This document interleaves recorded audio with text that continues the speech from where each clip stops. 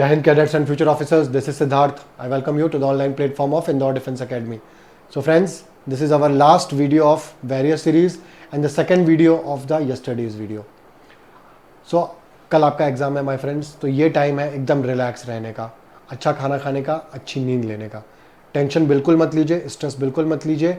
आपने अच्छी तरीके से पढ़ाई की है, थोड़ा सा रिवीजन देख लीजिए, थोड़े से मैथमेटिक्स के कुछ फार्मूलाज देख लीजिए और कुछ करंट अफेयर्स की चीज़ें देख लीजिए। हमारे वीडियोस को भी आप पीछे के वीडियोस को एक बार फास्ट फॉरवर्ड स्पीड में देख सकते हैं। ओके, आई होप आप बहुत अच्छा तरीके से अपने पेपर को करेंगे और इस वीडियो के लास्ट में हम लोग कुछ इंपॉर्टेंट टिप्स एंड ट्रिक्स को डिस्कस करेंगे। So stay tuned with our video and let's get started without any further delay. Okay, तो 5th edition of joint military exercise Dharma guardian, इसको कभी कंप्लीट किया गया है। कहाँ पे? राजस्थान में महाजन फील्ड रेंजेस में। तो धर्मा गार्डियन इंडिया और जापान के आर्मी के बीच में एक बायलैटरल ज्वाइंट मिलिट्री एक्सरसाइज है। एक साल ये इंडिया में होती है और एक साल ये जापान में होती है। तो जापान की तरफ से उनकी 34th इन्फेंट्री रेजिमेंट ने पार्टिसिपेट किया और इंडिया की तरफ से राजपूताना रेजिमेंट ने इसमें पार्टिसिपेट किया। Statue of Chhatrapati Shivaji Maharaj was unveiled by the Shri Narendra Modi and Admiral R. Hari Kumar at Sindhudurg fort. Sindhudurg fort के बारे में आपको पता होगा कि शिवाजी महाराज ने इसको जीता था और अंत तक इसको किसी और के हाथ लगने नहीं दिया था। ओके, तो ये बहुत ही इंपॉर्टेंट हो जाता है। Coming to the next, commander Prerna Deosthalee, ये पहली इंडियन नेवी की ऑफिसर है जिन्होंने एक इंडियन नेवल वॉरशिप का कमांड अपने हाथ में लिया है। ओके, सो पहले भी जो प्रेरणा दोस्त थाले नाम जो है, उन्होंने भी INS त्रिंकेत जो बेस्ड है गोवा का, उसकी भी कमांडिंग ऑफिसर ये रह चुकी हैं।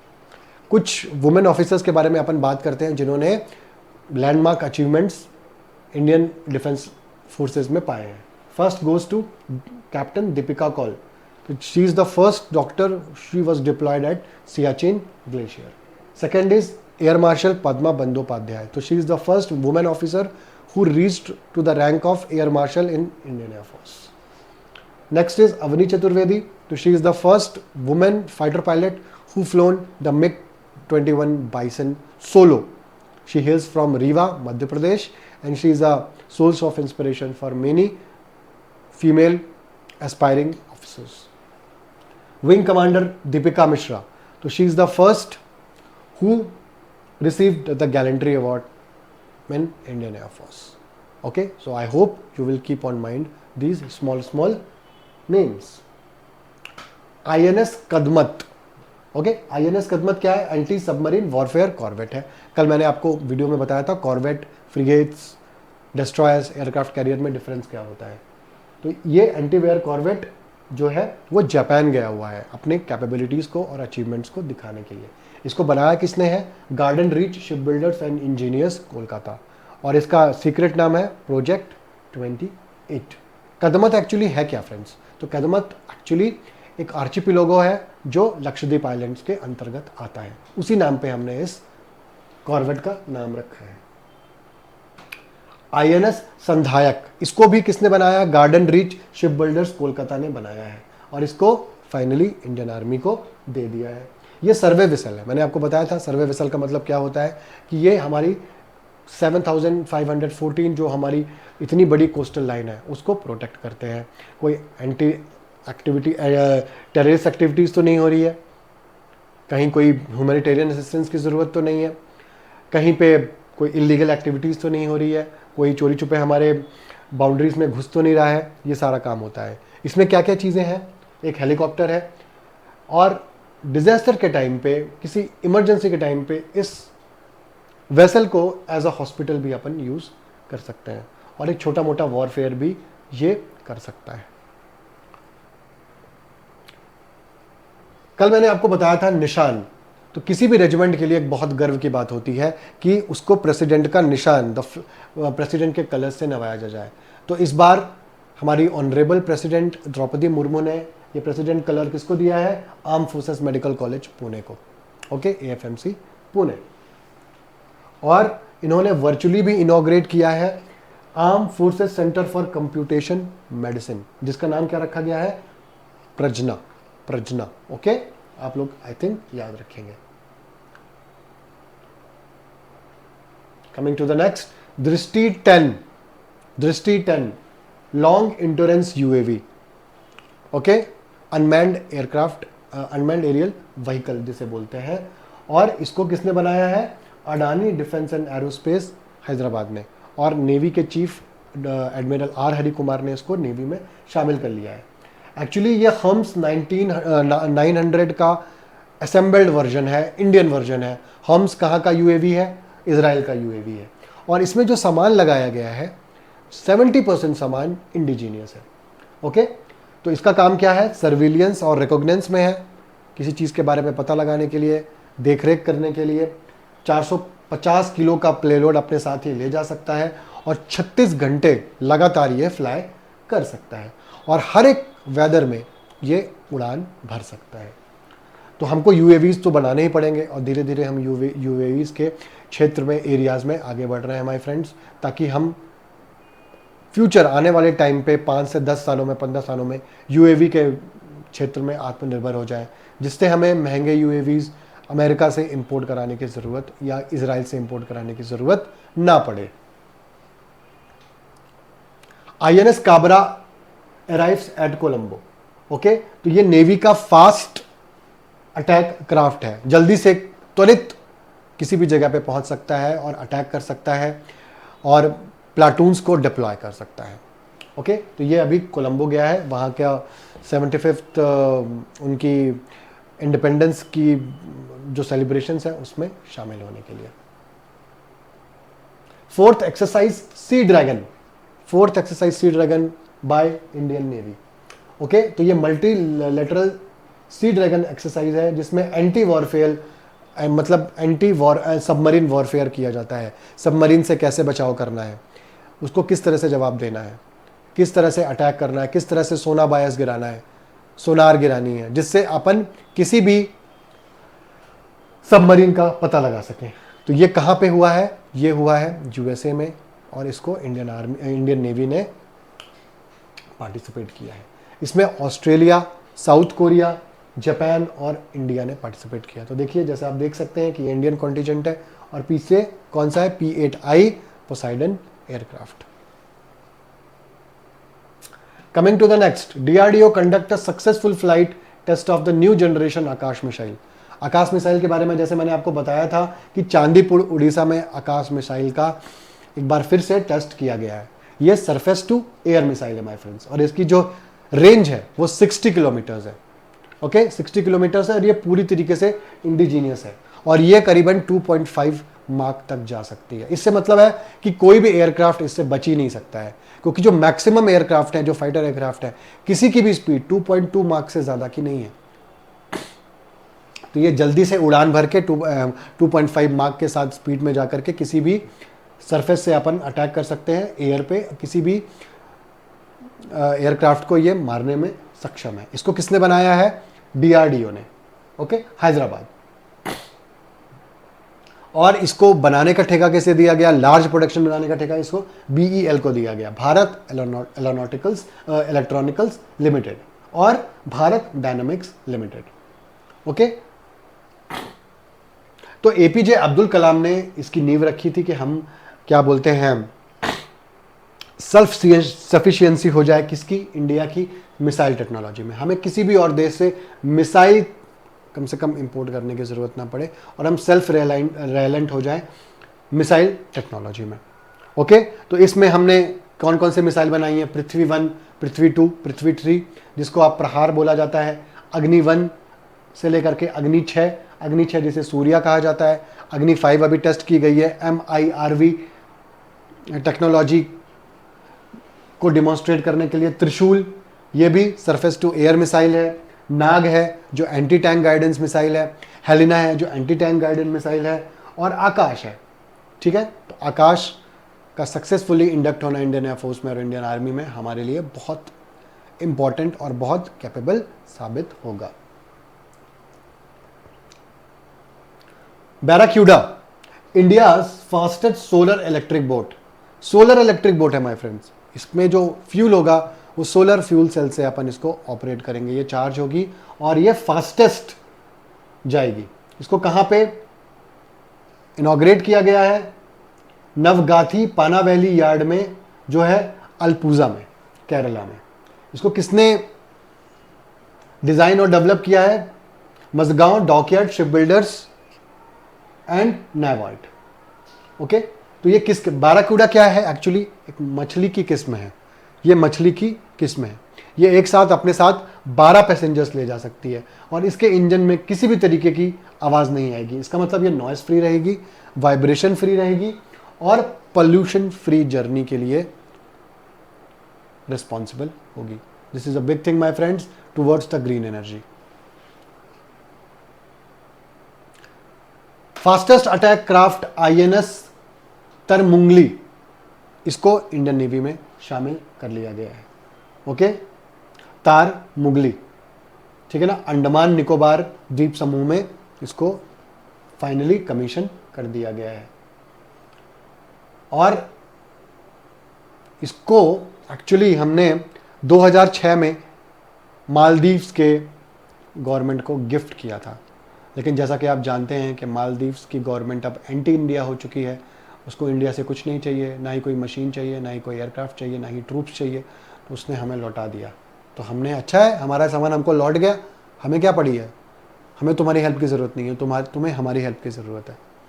तो हमारा तारमुंगली वापस आ गया इंडियन नेवी में और हमने इसको कमीशन कर दिया।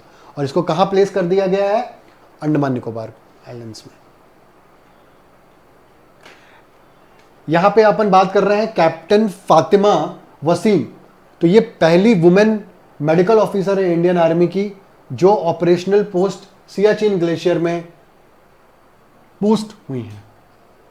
ओके, पोस्ट हुई हैं।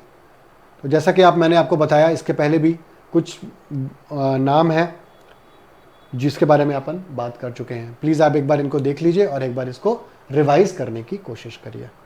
अपन ने पढ़ लिया कैप्टन गीतिका कौल के बारे में, अपन ने एयर मार्शल पद्मा बंदोपाध्याय जी के बारे में भी देख लिया, कमांडर प्रेरणा दियोस थाले के बारे में भी बात कर लिया और विंग कमांडर दीपिका मिश्रा के बारे में भी अपन ने बात कर ली। कमिंग टू द नेक्स्ट, वज्र प्रहार 14th वज्र प्रहार इंडिया प्लस यूएसए। तो इंडिया और यूएसए की जो आर्मीज हैं उन्होंने एक्सरसाइज की वज्र प्रहार। तो फर्स्ट स्पेशल फोर्सेस ग्रुप जो है वो अमेरिका का और इंडिया की स्पेशल फोर्सेस ने साथ में मिलकर के ईस्टर्न कमांड में, ईस्टर्न कमांड का मुख्यालय कहाँ है माय फ्रेंड्स? तो ईस्टर्न कमांड का मुख्यालय कोलकाता में। तो इन लोगों ने साथ में मिलकर के ये एयर क्या बोलते हैं इंडियन आर्मी की एक एक्सरसाइज करी जो कि काफ़ी इम्पॉर्टेंट है और एग्जाम में आ सकती है। वज्र प्रहार, ये इसका कौन सा संस्करण था? 14th, मतलब 13 ऐसे पहले हो चुके हैं।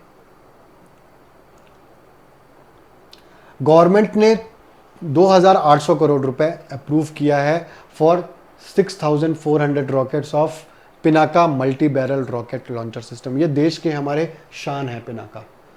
पिनाका हमने कहाँ से लिया है? जो भगवान शिव जी का जो धनुष था उसका नाम पिनाक था, तो पिनाक से ही अपन ने पिनाका मिसाइल सिस्टम लॉन्च किया। इसकी जो रेंज है वो 60 किलोमीटर्स की रहती है और ये एक के बाद एक सुपरसोनिक स्पीड में रॉकेट्स को दाग सकती है। और हम इसको आई कर रहे हैं कि गल्फ कंट्रीज़ को और एंटी चाइना कंट्रीज़ को हम ये एक्सपोर्ट करें, और हमने इवन आर्मीनिया को ये एक्सपोर्ट भी किया है सो दैट हमारा फॉरेन करेंसी भी आए और हम एक्सपोर्ट्स को, अपने डिफेंस एक्सपोर्ट्स को आगे बढ़ा सकें। Akash missile achieves the global first. तो 25 किलोमीटर की जो इसकी रेंज है उसको हमने अचीव किया है, ग्लोबल फर्स्ट किया है, और हम इसको किसी भी प्लेटफॉर्म से दाग सकते हैं। देखिए, सरफेस टू एयर, इसको अपन किसी भी कैनिस्टर व्हीकल से, किसी भी ट्रक से, किसी भी मोबाइल ऑटोमोबाइल से अपन इसको लॉन्च कर सकते हैं। Okay, SAMAR air defence missile system, ये इंडिया का इंडिजीनियस है। ओके, तो surface to air missile assured retaliation, कोई भी अगर हमें अटैक करता है, हमारे एयर स्पेस में आके घुसता है और हमें अटैक करता है, तो हमारे पास S-400 तो है ही जो हमने रशिया से लिया है, लेकिन अगर अपन को छोटे स्केल में एयर डिफेंस सिस्टम को लॉन्च करना हो तो समर उसमें बहुत इंपॉर्टेंट रोल प्ले करता है। Surface to air missile for assured retaliation, मतलब ये खाली नहीं जाएगा, ये 101% अपने लक्ष्य को भेदेगा और इंडियन कॉन्टिनेंट को और इंडिया की जितनी भी चीजें हैं सबको प्रोटेक्ट करेगा। देखिए, इंडियन नेवी ने ईरान की नेवी ने एक नई क्रूज मिसाइल अपने बेड़े में ऐड की है, जिसका नाम है तलीह और नासिर। ओके, तो तलीह और नासिर क्रूज मिसाइलें हैं जो नेवल बेस पे इंडियन ओशन पे साउथ ओरियन पोर्ट में आई हैं। ये भी कहीं से भी लॉन्च की जा सकती है और इसकी जो रेंज है वो 1000 किलोमीटर है। 1000 किलोमीटर है रेंज। और क्रूज मिसाइल में की एक खासियत होती है जो मैंने आपको बताया था कि क्रूज मिसाइल की एक खासियत होती है कि जब आप इसको लॉन्च कर दोगे और आप चाहते हो कि ये रास्ते में है और कहीं और जा करके अटैक कर दे, तो इसको रास्ते में ही आप प्रोग्राम कर सकते हैं। जबकि बैलिस्टिक मिसाइल के साथ आप ऐसा नहीं कर सकते। बैलिस्टिक मिसाइल अगर आपने एक बार छोड़ दी तो वो अपने लक्ष्य पे ही जाएगी, लेकिन अगर क्रूज मिसाइल है तो हम उसकी दिशा को चेंज कर सकते हैं। The Nasir has a range of 100 kilometres and it can be installed on a warships. तो तीनों प्लेटफॉर्म पे ये ईरान की मिसाइल को प्लेस किया जा सकता है, वहां से उसको ऑपरेट किया जा सकता है। लास्ट स्लाइड, INS इम्फाल बहुत इंपॉर्टेंट है। तो INS इम्फाल क्या है? इसको प्रोजेक्ट 15B भी कहा जाता है और ये डिस्ट्रॉयर है, जैसे कल मैंने आपको बताया था डिस्ट्रॉयर, और ये INS विशाखापट्टनम क्लास का स्टेल्थ गाइडेड मिसाइल डिस्ट्रॉयर है। ओके, ये बहुत बड़ी चीज़ है हमारी इंडियन नेवी के लिए और ये बहुत ही लेटेस्ट है, लार्जेस्ट है और एडवांस्ड डिस्ट्रॉयर है। ओके, तो इंडियन नेवी के warship design bureau and construction by Mazagon dockyard ने इसको डिज़ाइन किया है और फाइनली इसको इंडियन नेवी को दिया है।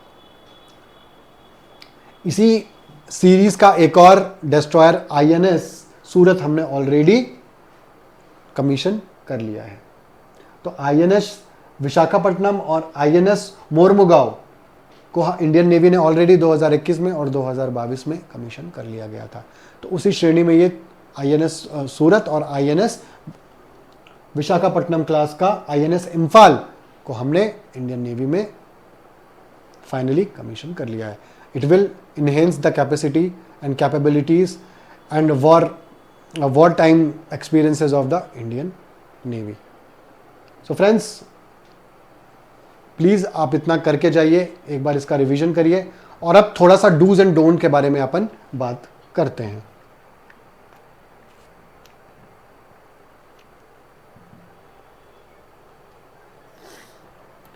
देखिए फ्रेंड्स, जैसे ही आपके सामने पेपर आता है आपको घबराना नहीं है, एक बार आपको उसका पूरा ओवरलुक कर लेना है और आपको पहले वो क्वेश्चन करने हैं जो आपको 100% आते हैं, ठीक है ना। और उसमें उन क्वेश्चंस में कोई भी मार्क नहीं लगाना है, ठीक है। आप उन क्वेश्चंस को पहले करिए जो आपको 100% आते हैं। सेकंड, जब आप देखेंगे आप उन क्वेश्चंस को करिए जिसमें आपको 50-50 कंफर्मेशन है किसी भी ऑप्शंस को लेकर के। जैसे आपको पता है कि इस ऑप्शन में जो आंसर होगा वो या फिर बी होगा या फिर डी होगा, तो मतलब आपने ए और सी को इजीली एलिमिनेट कर दिया। ओके, एलिमिनेट करने का भी सब में आपको एलिमिनेट नहीं करना है, एलिमिनेशन भी एक एजुकेटेड गेस होता है, ठीक है ना। तो जब तक आपको किसी चीज़ के बारे में पूरी तरीके से नहीं पता हो तब तक आप एलिमिनेशन नहीं लगा सकते। तो पहले आप 100% जो आपको पता है वो कर लीजिए, 40-45 जितने भी हैं। इसके बाद आप 50-50 वाले कर लीजिए और उनको अलग कर लीजिए और उन पे एक स्क्वायर बना दीजिए कि ये हम इसको 50-50 वाले हैं, ये तो 10 हो गए, 12 हो गए, 15 हो गए। तो हमने इन क्वेश्चंस को कर लिया। ओके, अब लास्ट में हम उन ऑप्शंस को देखेंगे जो जनरल स्टेटमेंट्स वाले होते हैं।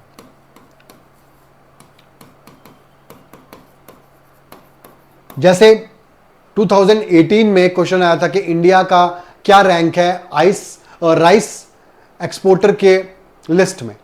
ओके, तो आपको इस क्वेश्चंस में क्या होगा, या फिर आपको पता होगा या फिर आपको नहीं पता होगा, लेकिन आप इसमें से तुक्का लगाने की कोशिश ना करें, क्योंकि ऐसे क्वेश्चंस में नॉर्मली तुक्का हमेशा गलत निकलता है।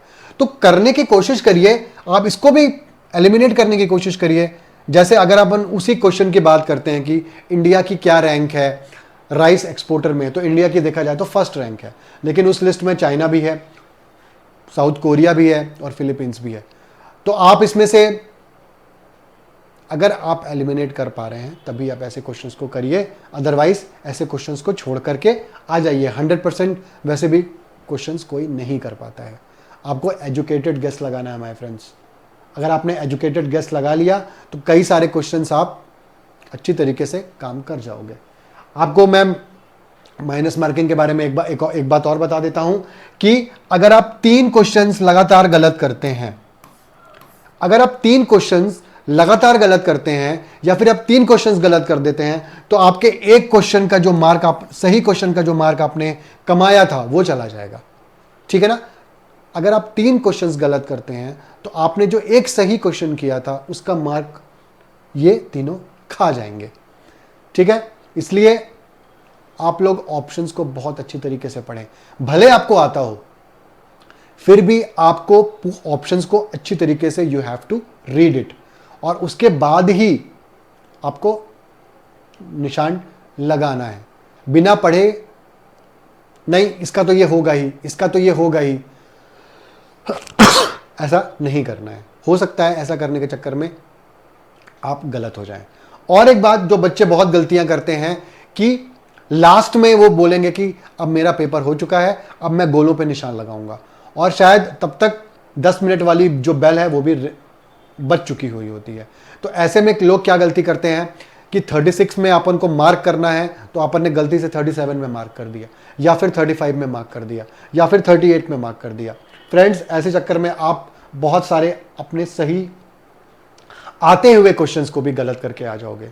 इसलिए मेरा सुझाव है कि आप लोग सीरीज में गोला लगाएं। OMR शीट में जो गोले लगाने हैं वो पहले आप 20 क्वेश्चंस कर लीजिए, उसके बाद आप गोले लगाइए, देख के गोले लगाइए, बिल्कुल अलर्टनेस के साथ गोले लगाइए। राइट? तो जैसे आपने 20 क्वेश्चंस कर लिए, फिर आपने गोले भर दिए, फिर आपने 20 क्वेश्चंस कर लिए, फिर गोले भर दिए। लास्ट के लिए ना छोड़िए, अदरवाइज आप आते हुए क्वेश्चंस कई लोग गलत करके आ जाते हैं। आपको तो पता ही होगा कि केवल 40% क्वेश्चन पेपर अगर आप कर लेते हो सक्सेसफुली, अगर आपके सही हो जाते हैं तो आपको SSB कॉल आ जाएगा। लेकिन इस 40% को भी ध्यान में रखना है। क्वेश्चन को अच्छी तरीके से पूछिए, पढ़िए कि वो क्या कहने की कोशिश कर रहा है। क्या वो करेक्ट स्टेटमेंट पूछ रहा है, क्या वो इनकरेक्ट स्टेटमेंट पूछ रहा है, क्या वो एप्रोप्रिएट स्टेटमेंट पूछ रहा है। पहले इसको क्लैरिफाई करिए, क्वेश्चंस को 1-2 बार पढ़ के, इसके बाद ही उसको सॉल्व करिए। So from all the Indore Defense Academy family, we are wishing you all the very best for your examinations. आप लोग अच्छी तरीके से एग्जाम करिए, और फाइनली SSB में हम आपको इंदौर डिफेंस एकेडमी पे मिलेंगे। Stay healthy, stay fresh, best of luck, जय हिंद।